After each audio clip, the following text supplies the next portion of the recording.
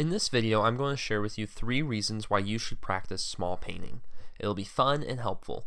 And if you stick around, I'll also share with you 1 reason you should ignore everything I just said and practice large sometimes too. As an artist, I have been mostly self-taught, so when I started painting, I didn't really have a great trajectory on advancing my painting skills. I just had to kind of do whatever I thought was best, followed by different YouTube tutorials. And I had certain end goals I wanted to reach, like I knew I wanted to get better at my portrait painting skills, and I knew that I wanted to get better with color theory.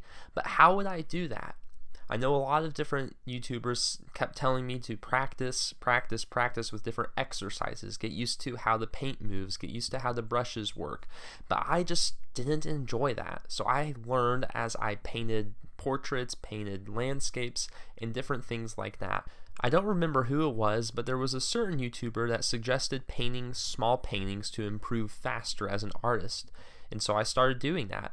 And I began to notice that my skills as an artist began to develop rather quickly, that I became better and better as a watercolor artist in a variety of different ways. And as tempting as it may be to work on big projects, there's a better way.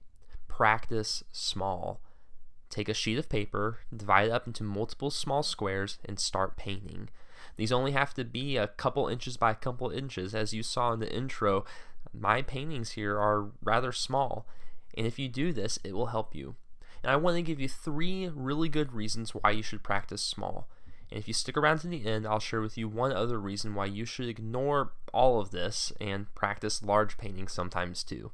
As I share with you, I am going to be practicing 4 small paintings of my amazing, beautiful kitty Maple. Animal portrait painting is something I'm trying to improve on, and I thought, hey, I've got some photos that I've taken of my cat. I'm going to try and paint these. And let me tell you, I am so happy with how they turned out. I practiced some new techniques, such as doing a red and blue underlayers. I practiced with some wet and wet backgrounds. I had so much fun with these, and I hope you enjoy them as we discover the reasons to practice painting small together. First, painting small lets you fail faster.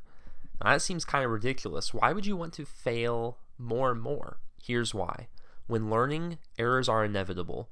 You're going to fail, no matter how hard you try. If you want to get better, you have to learn what not to do. And the only way to rise up is to fall down.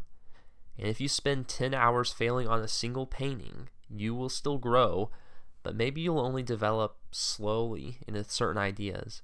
But imagine if you painted a portrait for 30 minutes, reflected on the different ways that you could improve, and then move on and apply those things in a different piece. When you're painting small, you'll be able to fail faster, which means you'll learn from your mistakes faster. This doesn't mean there isn't a place for failing at larger paintings. There are some things that can only happen at a bigger scale. But when it comes to practicing, you'll fail much faster in the smaller pieces, and the faster you fall, the faster you'll rise up. Second, painting small lets you learn faster. With small paintings, you can use a specific painting to practice specific things. For example, maybe you aren't great at landscapes, so you do a few small paintings of landscapes, getting familiar with the different patterns you see. I did that a lot here, trying to learn on how to use light and shadows, and it turned out so well, I think. I would never have learned as fast as I did here. You can also practice learning different techniques at small painting. Since you're practicing small, there's no worry about spending too much time on one particular painting, and you can develop these techniques and experiment and have fun with it in a number of ways. So for example, with this portrait section, I did a bunch of different types of painting styles, and I was able to learn how I enjoyed painting. And then the third reason to paint small is because painting small improves your muscle memory. The reality is that the larger paintings usually take longer, and that's not a bad thing. In fact, it's really important to paint large at some points. Now, remember, I'll get to that. But if all you do is practice painting on the larger pieces, it's going to take a lot longer to build visual and muscle memory in your brain. Let's say you're painting portraits, and you have a certain method of painting. You start with a lighter layer, then a midtones layer, and then you paint in the shadows. That's your method. Layer 1, layer 2, layer 3. If you do one big portrait and you do all of this, you'll only run through those 1, 2, 3 steps one time. So instead of taking all that time to make one portrait, you could practice on 3 different portraits and go through those 3 steps 3 times. And at that point, your brain is starting to learn and register how paints work, how different layers develop, and so on and so forth. When it comes to practicing intentionally, a big part about that is getting the reps in. doing the same type of paintings over and over and over again, rinse and repeat. The great artists that you know didn't just wake up one day and paint perfectly.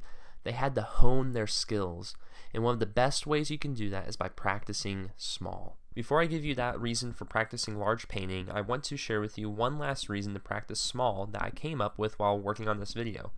Practicing small painting can actually prepare you for the larger version of the painting you'll do later. Let me show you what I mean.